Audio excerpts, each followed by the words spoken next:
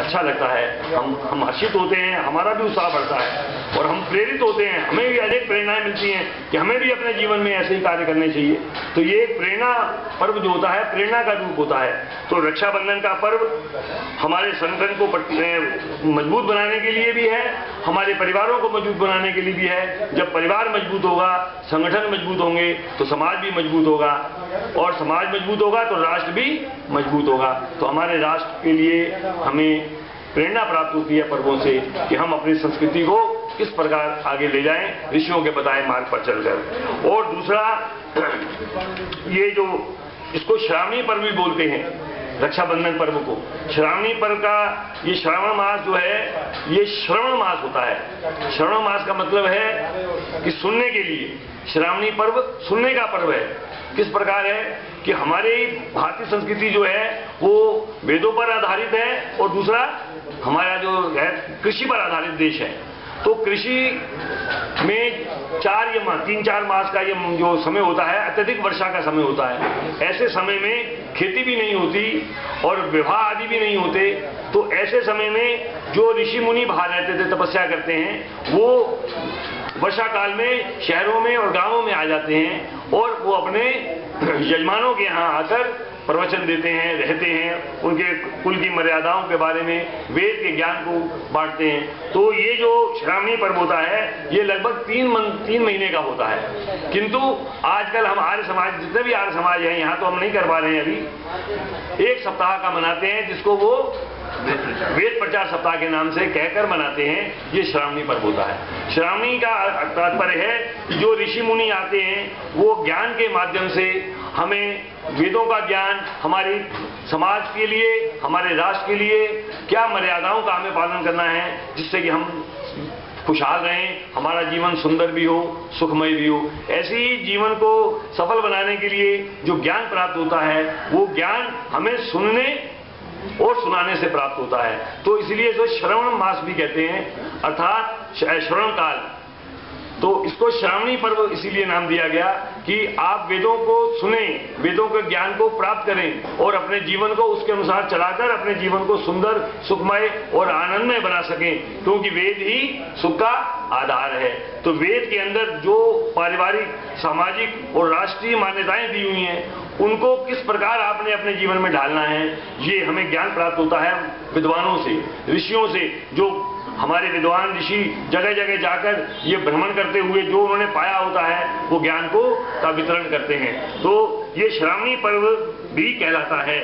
और वेद ज्ञान श्रवण करके भक्तजन अपने जीवन को सुंदर, सफल और सुखमय बनाने का अवसर प्राप्त करते हैं श्रावणी पर्व पर। और ये एक ऐसा पर्व है, ये हमें एक और मार्गदर्शन करता है। श्रावणी पर्व पर हमारे क्योंकि संगठन से कार्य होते हैं, सब मिलकर श्रावणी पर्व को मनाते हैं, रक्षाबंधन का पर्व मनाते हैं। तो इस दिन हमारा इसको उपनयन परिवर्तन का दिन भी होता है कि जिन्होंने जनेऊ पहना हुआ है अर्थात उपनयन पहना हुआ है, वो उपनयन इस दिन परिवर्तन करते हैं। वो क्यों करते हैं कि उससे हमें ज्ञान शिक्षा प्राप्त होती है कि हम अपने जीवन को, जो अपने कुल की मर्यादाएं हैं, अपने हमारे धर्म की मर्यादाएं हैं, उनको पुनः हम स्मरण करते हैं।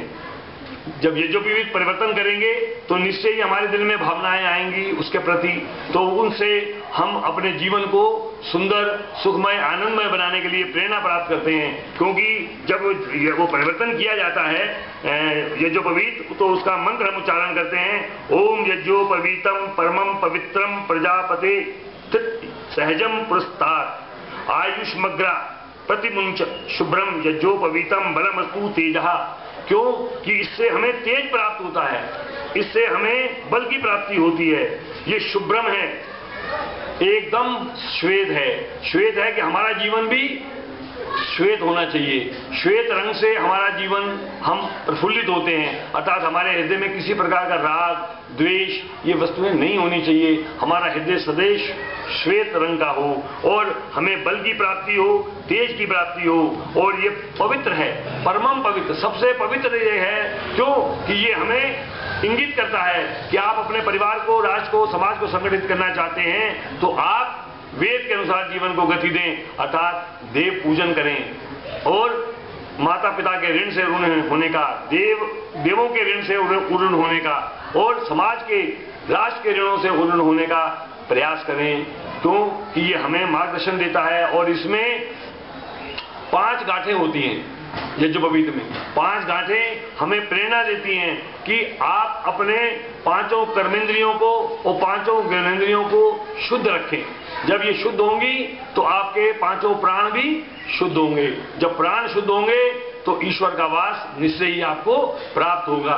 तो ये 5 गांठें और 3 धागे जो हैं, ये हमें आचार्य ऋण, देव ऋण, माता पिता ऋण से उऋण होने का प्रयास करने की प्रेरणा देते हैं। तो ये संगठन का दिन है, संगठन का प्रतीक है श्रावणी पर्व रक्षाबंधन।